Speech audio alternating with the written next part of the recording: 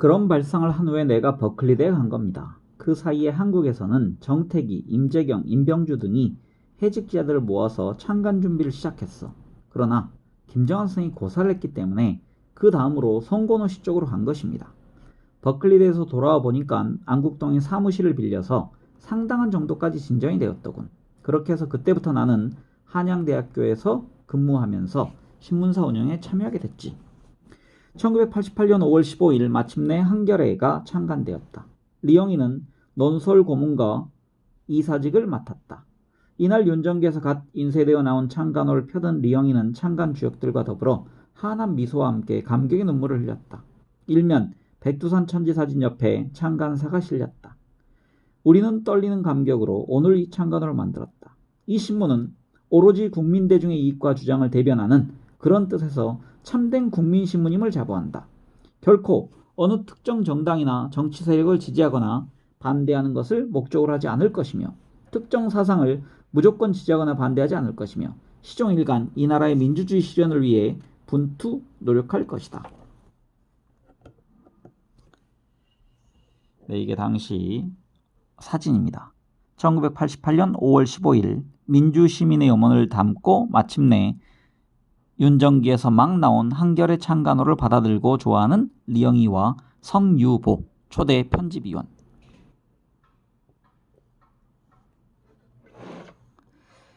리영이는 이와 같은 창간 정신에 맞춰 1988년 창간부터 1989년 12월 말 구속 기간 제외 월 2회씩 격주로 칼럼을 기고했다. 그의 칼럼은 매회 낙양의 지가를 끌어올리는 히트작이 되었다. 제1면 한겨레 논단에 실려서 발표 때마다 반향이 뜨거웠다. 첫 칼럼은 그의 5월 22일에 쓴 또 사우스 코리아인가이다. 전반부의 한 대목이다. 세상에는 알다가도 모를 일이 한두 가지가 아니지만 미국이라는 나라의 정책도 그 한 가지다. 그 나라 군인들의 발상을 듣고 있노라면 회개하다는 느낌마저 든다. 한반도를 포함한 아시아 태평양 지역 미군 총사령관이라는 높은 군인의 최근 발언이 그것이다. 미국 정부는 이 지역의 최대 규모 전략기지인 필리핀에 있는 클라크 공군기지와 수비크 해군기지를 사우스 코리아나 싱가포르로 옮길 계획을 본격적으로 검토 중에 있다고 했다. 괌섬도 언급되었지만 그거야 미국의 속령이니까 우리가 가타부타할 일이 못 된다. 그리고 그곳은 소련에서 좀 멀다. 싱가포르는 땅이 작고 또 그 정부가 그런 괴물 같은 것을 원치 않는 자유항인이 될 것 같지 않다. 그런데 왜 하필이면 사우스 코리아일까? 남한이라는 나라의 정부와 국민은 미국 군인들의 눈에는 지구상에서 가장 고분고분하고 만만한 종족인 모양이다. 아니면 남한의 정부와 지도자가 국민도 모르는 사이에 워싱턴에 불려가서 그런 밀약이라도 했다는 말일까? 리영이의 문제제기가 주요했는지 미국은 필리핀에 있던 공해군 기지를 사우스 코리아로 옮기는 것을 실행하지 않았다. 그는 그 밖에도 국내외 첨예한 이슈는 물론 고질이 되어온 문제들을 다룬 칼럼을 썼다. 간결하고 정연했으며 때로는 해학적이고 따뜻했던 그의 칼럼은 수많은 독자들을 울리고 웃겼다. 그리고 궁금증을 친절하게 풀어주고 답답증을 시원하게 뚫어주었다. 그 유명한 새는 좌우의 날개로 난다는 칼럼도 이 무렵 한겨레에 실렸다. 자기와 생각이 다르면 백주노상에서 남의 허벅다리를 찌르지 않나. 무슨 책을 냈다고 하면 지금도 잡아가질 않나. 누군가의 사상에 관해서 이야기한다고 어린 학생들이 줄이를 틀지 않나. 그 모든 짓이 자와 우라는 것의 이름으로 정당화되고 있으니 딱한 일이다. 이 부분에서 제가 글이 좀 잘못된 것 같아서요. 다시 읽겠습니다. 누군가의 사상에 관해서 이야기한다는 어린 학생들이 줄이를 틀지 않나 보다는 학생들의 줄이를 틀지 않나. 책에 들이로 돼 있어서 제가 고쳐 읽습니다. 그 모든 것이 좌와 우라는 것의 이름으로 정당화되고 있으니 딱한 일이다. 어찌 이리도 유치할까? 좌가 뭐고 우가 뭔고? 좌는 절대로 나쁘고 우는 절대로 옳다는 신봉자인 레이건이라는 사람조차 이제는 부정하게 되었는데 또 말이다. 인간보다 못한 금수의 하나인 새들조차 왼쪽 날개와 오른쪽 날개로 아울러 가지고 시원스럽게 하늘을 날고 있지 않은가? 그것이 우주와 생물의 생존 원리가 아닐까. 왼쪽의 날개로만 날아다니는 새를 보고 싶다. 마찬가지로 오른쪽 날개 하나로만 날아다니는 새를 보고 싶다. 그런 외날개 새를 한번 볼 수 있으면 죽어도 한이 없을 것 같다. 인류가 수천 수만 년에 걸쳐서 창조한 지식과 축적한 경험은 정치나 이념적으로 말해도 극좌에서 극우까지 다양하고 무쌍하다. 그리고 그 사이는 끝없이 풍부하다. 우의 극단에 서면 우주의 모든 것이 좌로 보이게 마련이다. 조금 거리가 멀면 모든 것이 극좌로 보일 수밖에 없다. 좌도 극에서 보면 우로 보일 수밖에 없지 않겠는가. 그게 병리학이다. 네, 다음은 421페이지 주한 미국 대사의 반론을 제기하고 세기의 논쟁을 제안하다.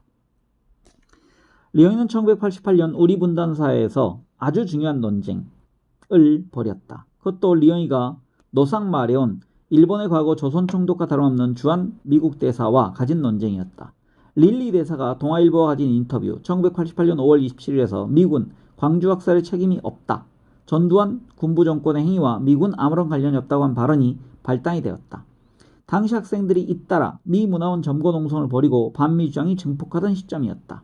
리엉이는 장문의 반론을 써서 동아일보에 보냈지만 실어주지 않았다. 그래서 한국 카톨릭에서 발행하는 평화신문에 기고했다. 리엉이는 한미관계가 소망스러운 형태의 관계로 회복되기를 간절히 바라는 한국인의 한 사람으로서 릴리 대사가 탁 털어놓고 한국의 여러 현안에 대해서 발언한 데 대해 응분의 경의를 표한다면서 대사의 설명과 주장과 반박의 내용을 밑줄 쳐가면서 5번 되풀이 읽고 난 뒤 몇 군데 석연치 않은 점을 발견하고 오직 진실이 밝혀짐으로써만 한미 양국 민간의 우위가 회복된다는 신념에서 릴리 대사의 발언 순서에 따라 몇 가지 질문을 제기했다. 리엉이는 여기서 한국 학생들의 최근의 반미 감정 표시 문제, 미국이 한국군을 통제하는 구조, 가로 열고 모든 작전권이 미국에 있는 구조에서 미국이 광주 사태에 일절 책임이 없다는 주장, 보병 24단 투입 승인 문제, 연합사는 한국 내정에 어떤 방법으로도 관여해선 안 된다고 발언한 릴리 대사가 인터뷰에서 언급하지 않았지만 한국군이 보유하는 무기의 사용 목적과 제한에 관한 문제, 미국은 한국의 주권에 간섭하지 않는다고 한 발언, 광주 사태의 진상이 미국 관리에 의해서 7년 만에 처음으로 거론되었다는 점, 7년간 광주 사태가 언급되지 못했다는 사실, 광주 사태에 대한 미국 정부의 유감 표명이 한국 정부에 의해 왜곡되고 한국 국민에 전달되지 않았다는 발언, 한미 연합사령부는 한미 양측의 합의에 따라 군사를 결정하기 때문에 광주 사태는 미국의 책임이 아니라는 변명, 광주 사태 당시 미국의 항공모함이나 CIA 요원의 동태에 대한 오해 발언 등에 대하여 질문을 제기했다. 그리고 리엉이는 릴리 대사가 주장한 한국 학생들의 폭력성에 대해 이렇게 반박했다. 귀하는 지난번 미국 대사관에 학생들이 유치한 수제 폭발물을 던진 것을 용서할 수 없는 폭력 행위라고 규탄하였습니다. 폭력을 혐오함에 있어서는 귀하의 정신에 결코 뒤지지 않는 사람으로서 본인은 귀하의 견해에 공명할 수 없는 것을 미안하게 생각합니다. 진짜 폭력이란 어떤 것을 두고 말하는 것일까요? 미국 정부가 전면적으로 부추기고 축복하는 폭력 정권과 그 군대가 광주에서 감행한 학살과 여러 해를 듣고 자행한 수많은 살인, 고문, 투옥, 추방 등은 귀하에게 폭력으로 생각되지 않나요? 학생들이 몇 해 전부터 미국 정부 기관에 행사한 폭력은 그보다 수백 수천 배의 큰 폭력을 자행한 또 하고 있는 정권의 배후자에 비해서 수백 수천 분의 1에 불과한 작은 폭력이라고는 생각지 않습니까? 폭력은 반대합시다. 그러나 가치 판단은 분간합시다. 리엉의 진지한 반론 제기에 릴리는 건성으로 그것도 11가지 항목 가운데 한 가지만을 답변했다. 이에 대해 리엉이는 재반박하면서 이젠 신문지상에서 하지 말고 한국 국민 모두가 들을 수 있도록 나와 대사가 직접 공개 토론을 하자. 나는 당신하고 충분히 영어로도 대담을 할 수 있고 또 내가 미국 대사관에 가서 할 수 있지만 그동안 한미 문제에서는 그저 무조건 영어로 해야 하고 미국 대사관에서 지시하는 장소나 시간 방식으로만 해왔던 그동안의 한국 지식인들의 미국 추종적 낡은 방식을 나는 따르고 싶지 않다. 그러니 당신은 영어로 하고 나는 한국말로 하자고 제안했다. 하지만 릴리가 이 제안과 반론에 대해 답변을 하지 않음으로써 공개 토론이 무산됨에 따른 논쟁도 더 이상 이어지지 않았다. 주한 미국 대사와 한국의 대표적 진보 지식인의 세계적 논쟁은 미국 대사의 회피로 싱겁게 끝나고 외국 대사의 글을 실어준 동아일보가 끝내 리영이에게는 반론의 기회를 주지 않았다. 여기 사진은요, 위에 릴리 주한 미 대사 학생 반미 시위 선전 노린 정치극이라고 되어 있고요. 밑에 리영이 교수 릴리 대사 한미관계 공개 논쟁 광주 사태 본질에 왜 답변 못하나. 밑에 제목은 캡션은 릴리 주한 미국 대사와 리영이 교수의 공개 논쟁을 다룬 1988년 7월 3일자 평화신문 보도입니다.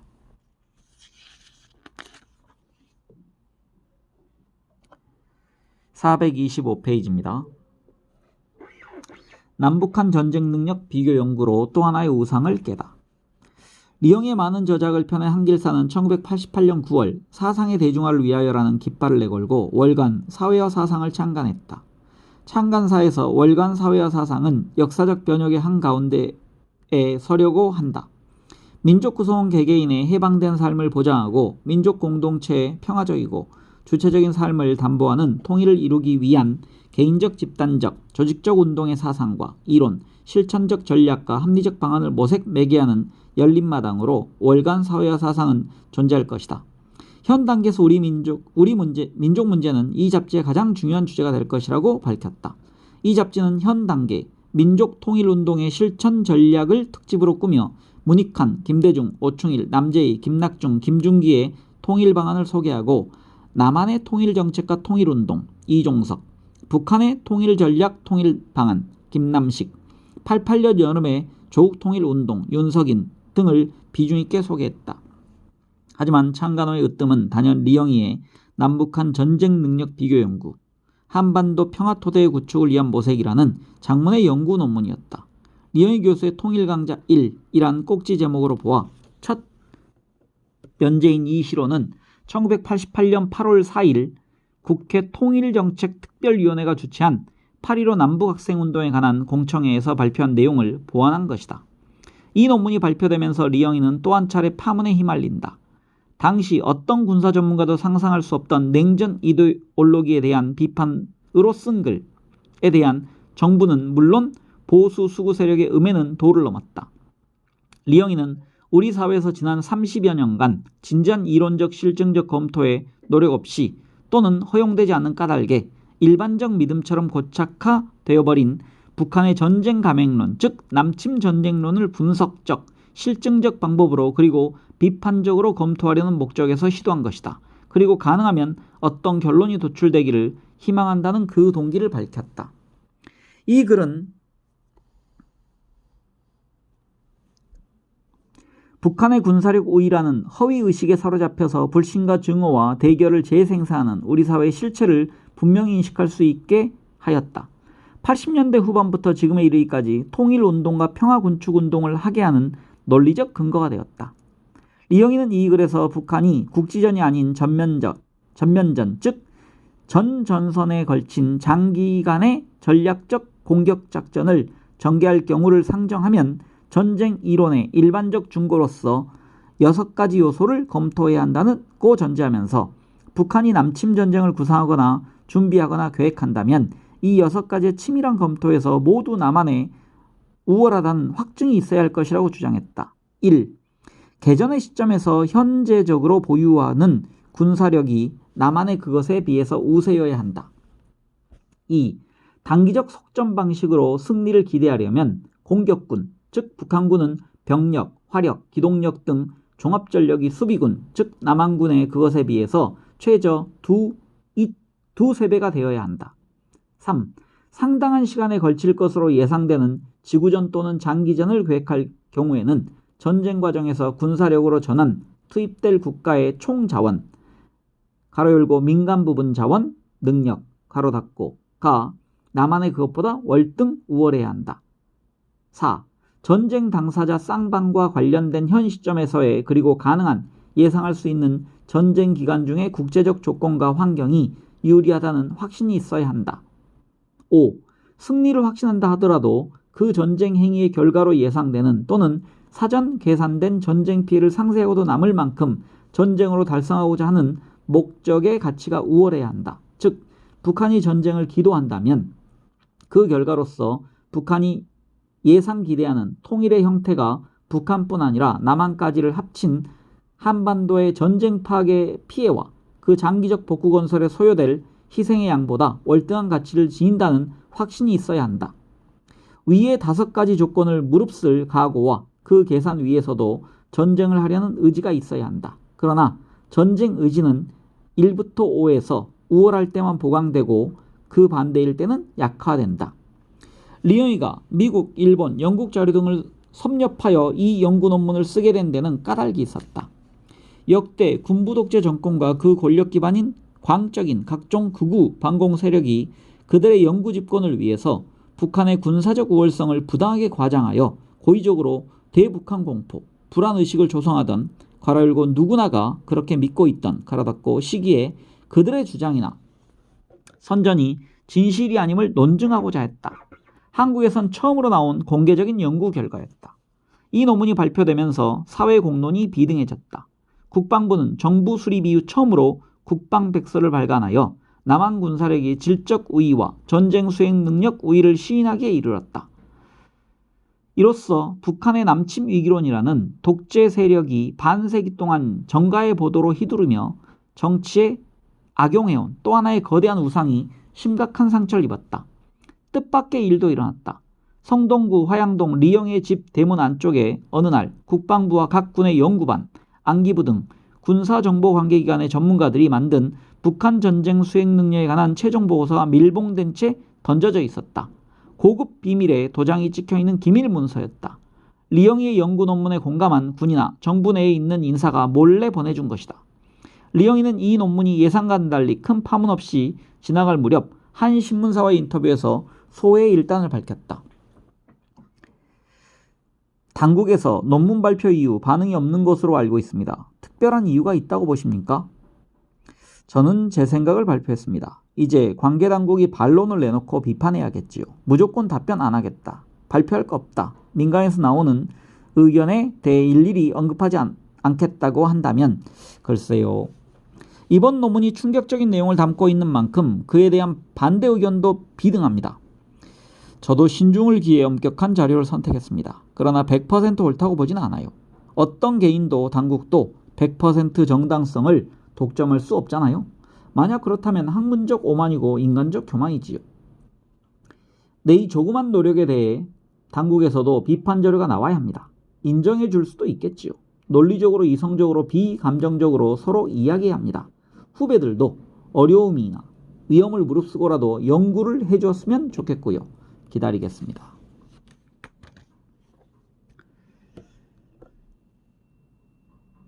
다음 꼭지입니다. 430쪽 방문 취재단 사건으로 정권의 탄압을 받다. 6월 항쟁 이후 전두환의 몰락, 민주세력의 부상, 제13대 국회 여소야대 등 국내 정세는 혁명적 변혁을 향해 질주하고 있었다. 노태우는 1988년 7월 7일 대북정책 특별선언을 통해 이제까지의 경직된 대북정책에 숨통을 트는 조치를 취했다. 같은 뿌리의 군부정권이지만 직선제를 통한 권력은 다소 달랐다.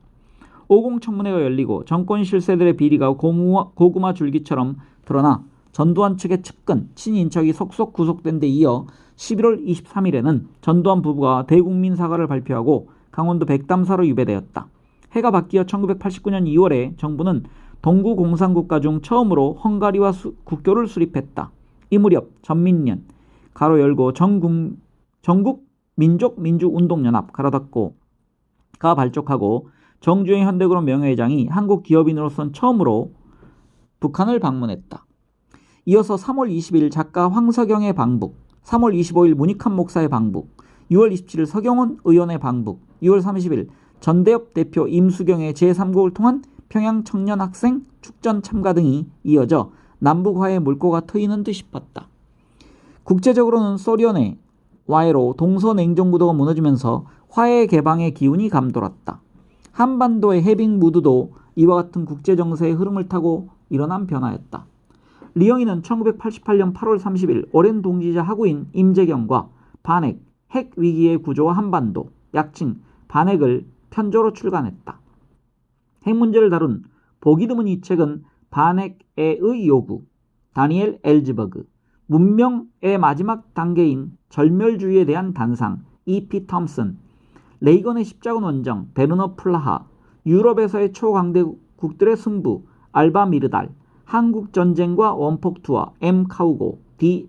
엑설로드, 핵재난과 그 결과, 틸 바스티안, 핵무기 신앙에서의 해방, 리영이, 한반도와 핵, 고승우, 한국에 있는 핵무기, 피터 헤이지의 논문으로 구성되었다. 서문에는 리영이와 임재경이 핵무기 체계의 본질을 이렇게 규정했다. 핵무기를 단순히 구성하게 된 기본 동기다. 그 가공한 파괴력으로 핵무기가 수억 또는 수십억의 인간을 살상하고 산업혁명 이후에 이루어놓은 물질 문명을 이전 상태로 되돌려버릴지도 모른다는 위기감은 많은 사람들이 공유하고 있다. 그러나 핵무기가 어떤 논리구조와 사회구조의 산물인가에 대해서 아직 우리는 초보적 인식 수준에 머무르고 있다. 이 책에서 톰슨이 지적하였듯이 핵무기 체계의 논리는 한마디로 절멸주의의 범주이며 이 지구상에 억압당하고 있는 다수 대중을 절멸로 치닫게 하는 총체적 사회체계인 것이다. 한편 한겨레는 창간 1주년 특별사업으로 북한 취재 기자단을 구성하여 방북 취재를 하기로 잠정 결정했다. 신문으로 특히 한겨레 제후를 모신 진보적 신문으로서의 시대적 사명이 북한을 직접 방문하여 현장을 취재하고 보도하는 것은 당연한 일이었다. 리영이는 1989년 1월 12일 일본으로 건너가서 친분이 있던 세카이지의 발행인 야스에 료스케를 만났다. 세카이는 리영이의 글을 여러 차례 실은 적이 있어 두 사람은 오래전부터 친분이 두터운 사이였다. 리영이는 북한 주요 인사에게 소개장을 써달라고 부탁했다. 야스에는 일본의 반전, 평화헌법, 민주주의, 진보, 정치개혁 등을 이끌고 있는 대표적인 진보 지식인이다. 일본의 최고 지성을 대표하는 이와나미 출판사의 대표이기도 했다. 세카이는 1980년대까지 국내에서 읽을 수 없고 가지고만 있어도 당국에 연행됐어. 그 잡지의 발행인인 야스에 료스케는 남북한의 화해를 도모하고 한반도에서 전쟁이 발생하지 않도록 해서 동북아 전체의 평화 구축이라는 큰 안목으로 북한을 방문하여 김일성 주석과 친교를 상당히 두텁게 쌓게 됐어요. 한 5번 갔다 왔지. 김 주석의 자본주의 사회에 대한 지식은 야스에 료스케에게 도움을 받은 것으로 알려져 있어요. 리영이는 야스에를 통해 방북하여 김일성 주석과 인터뷰도 하고 가능한 북한의 여러 분야를 취재하고자 했다. 분단 반세기 동안 남한의 언론이 한 번도 들어가지 못한 금단의 장막을 넘어보려는 야심찬 기획이었다. 야스에는 리영이에게 구체적인 취재 의도와 계획을 서면으로 써줄 것을 부탁했다. 귀국한 리영이는 1월 17일 한글과 일본어로 각각 2통을 준비하여 야스에게 보냈다. 이제 민족내외의 조건과 정황의 변화에 발맞추어 북의 동포 및 사회화에 보다 적극적인 역할을 해야 한다고 확신하고 있습니다.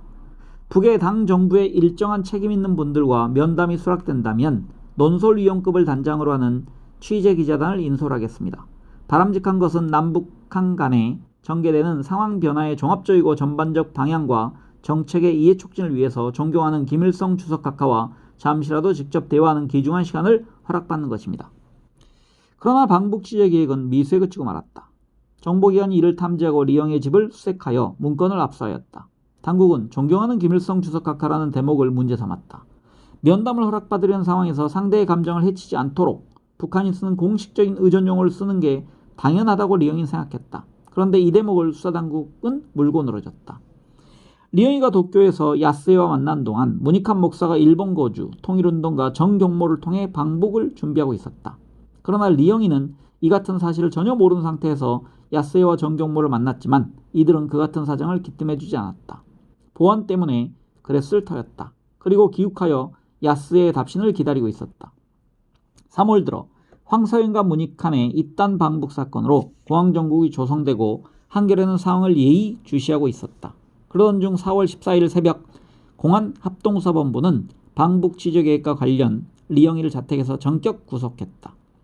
국가보안법 위반, 탈출 예비 찬양 고무동조 혐의였다. 임재경 부사장, 장윤환 편집위원장, 정태기 개발본부장도 신문사에서 강제 구인되었다.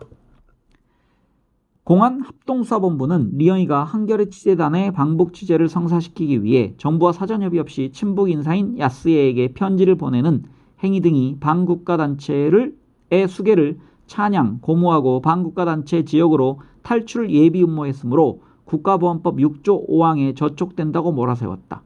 임재경, 장윤환, 정태기 등은 불구속 입건으로 바로 풀려났으나 리영희는 곧 구속 수감되었다. 이 사건은 언론계뿐만 아니라 우리 사회 전체에 엄청난 파문을 불러왔다.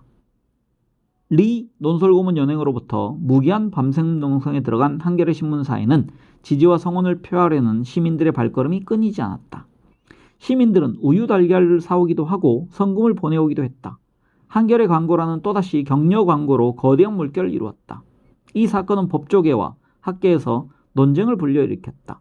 방북 취재를 계획하고 추진한 것을 국가보안법이라는 실정법만으로 제도하는 것이 옳으냐?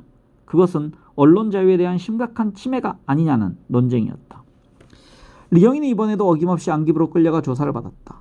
국내외의 항의가 빗발치자 며칠 뒤 안기부는 중부경찰서로 데려가서 아내와 변호인단의 면담을 허용했다. 안기부가 조사 도중에 아내와 변호인단의 면담을 허용한 것은 국법법 사상 처음 있는 일이었다. 한겨레는 리영희가 구속된 이튿날 4월 15일 일면에 동강난 조국 취재는 언론의 의무라는 회사의 공식장을 발표하고 당국과 정면 대결의 의지를 천명했다. 민족의 동질성을 회복하여 조국의 평화통일을 앞당기자는 것이 한겨레 창간 이념의 하나이기에 우리는 노태우 대통령이 77선언을 통해 남북관계를 민족 공동체로 파악하고 획기적인 남북교류를 제안한 것을 국민과 더불어 지지했다. 그리고 그 후 북방정책을 통해 동유럽을 비롯한 북한과의 교류의 문이 열렸을 때는 이를 또한 환영했다. 이러한 시대의 흐름에 호응하여 언론이 닫혀있는 사회주의 세계의 일부를 취재하는 터에 하물며 분단된 조국의 반쪽을 직접 보고 취재하는 것은 민족의 동질성 회복을 위해 노력해야 할 언론인으로서는 당연한 권리이며 의무이기도 하다.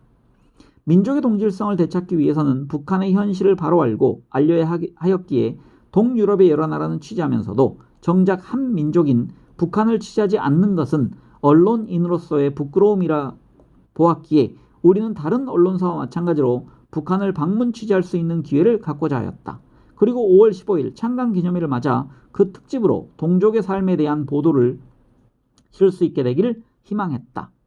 이러한 희망에 따라 우리는 북한 방문 가능성을 모색하게 되었고 그 실현성이 확인될 경우에는 본사의 공식적인 논의 기구를 거쳐 계획을 수립하고 정식 절차를 밟아 정부 당국에 북한 방문을 허가해 주도록 요청할 계획이었다. 그런데 북한을 방문 취재하기 위해서는 북한 정부 당국의 허락이 반드시 필요할 것이며 따라서 리영희 교수가 일본의 언론인 야스에 씨를 통해 그 가능성을 탐색하게 된 것은 이러한 경위였음을 밝혀두고자 한다. 그럼에도 불구하고 수사당국은 정부 측 허락을 받아 입북 취재한다는 것은 사실상 불가능하므로 어떠한 불이익이 있더라도 은밀히 입북하려 했다고 몰아가고 있다. 이것은 우리의 민족 문제에 대한 보도와 논평에 불만을 느껴온 정부 당국이 국민들로부터 한겨레를 고립시켜 탄압하려는 의도를 보여주는 것 외에 아무것도 아니다. 우리는 한겨레에 대한 탄압이야말로 민족 언론을 염원하는 수많은 국민들에 대한 탄압이며 그러기에 그것은 당연히 국민들의 분노를 불러일으킬 것으로 믿는다. 민주화와 통일을 열망하는 한겨레의 주주와 독자와 국민들이 우리와 함께 있음을 알기에 우리는 어떤 위협에도 굴하지 않고 어떤 고난에 대해서도 의연하게 대처하면서 소중한 이 언론을 지켜낼 것이다. 한겨레를 지켜줄 국민이야말로 우리들의 용기의 원천임을 이번의 시련 속에서 거듭 확인하고자 한다. 구속된 리영희는 이제 혼자가 아니었다. 그의 구속과 관련 언노련, 전국 언론노동조합연맹, 한국기자협회, 학술단체협의회, 전민련 등 140여 개 단체가 항의 성명을 내고 석방을 촉구하는 서명운동이 곳곳에서 전개되었다. 리영희가 기획했던 기자단 방북 취재는 준비과정 단계에서 중단된 채로 있었다. 문익환 등의 방북 사건이 일어나자 기회를 노리던 노태우 정권이 공안 정국으로 몰아간 데다 일본의 야스에에게서 3월 5일 이후 별다른 연락이 없었던 것이다. 나중에 밝혀진 일이지만 야스에는 리영이가 보낸 편지를 북쪽에 전달하지 못하고 그저 보관만 하고 있었다. 정권은 이 사건을 가지고 한겨레를 폐간하기 위해서 굉장한 압력을 가했지. 창간된 지 1년밖에 안 된 한겨레 신문사가 물레동에 어떤 기계공장을 빌려 있던 때인데요. 경찰과 정보부 요원 수백 명이 며칠이고 신문사 사옥을 포위하고 폐간시킬 기세였어요. 한겨레 신문사로서는 풍전등화의 위기였지. 참으로 어려운 시련을 겪었지요. 나는 의왕에 새로 만든 서울교도소에 수감됐는데 시설은 내가 경험한 다른 교도소들보다 훨씬 낫더구만. 방마다 수도도 있고 변기도 있었으니까. 오른쪽 사진은요. 1989년 10월 방북치대잔 사건으로 구속된 지 6개월 만에 서울구치소문을 나선 리영이 이렇게 돼 있습니다.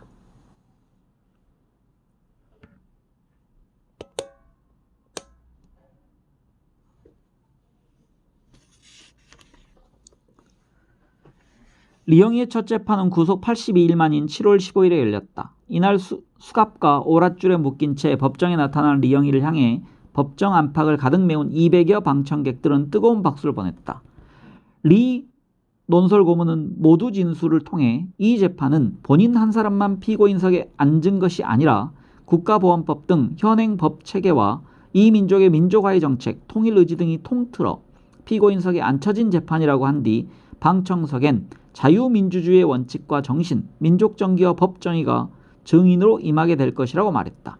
그는 또 한겨레의 북한 취재 계획은 현 정부가 50년에 가까운 민족 대결의 역사를 민족 화해의 국면으로 전환시키겠다는 의지를 표명했던 시점에서 언론의 기본적, 원초적 사명은 무엇인가 하는 물음에서 비롯된 것이라고 말하고, 그러나 정부는 표면적으로 내세운 의지와는 정반대로 민족 화해의 장애가 되는 법 체계는 그대로 좋지 결과적으로 오늘과 같은 대혼란을 야기했다고 주장했다.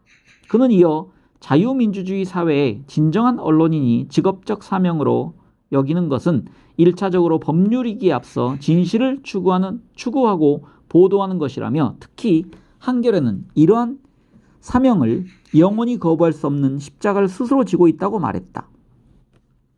재판부는 선고 공판에서 방북 계획이 예비 단계에 그쳤던 점, 그리고 60이 넘은 나이로 국내의 각계각층에서 석방을 탄원했다는 점 등을 고려했다면서 징역 1년 6개월, 자격정지 1년, 집행유예 2년을 선고했다. 재판부는 국민의 알 권리를 충족시키기 위한 언론인으로서의 사명감에서 취재를 계획한 만큼 위법성이 없는 행위라는 점에 대해서 보면 재판부도 자유민주주의에서 언론 자유 및 취재 자유의 중요성을 인정한다면서, 그러나 이 같은 자유는 실정법 내에서 보장되는 것이라고 덧붙였다. 육공사법부의 소화병적인 한계였다. 구속 6개월 만에 석방된 리영이는 이번 사건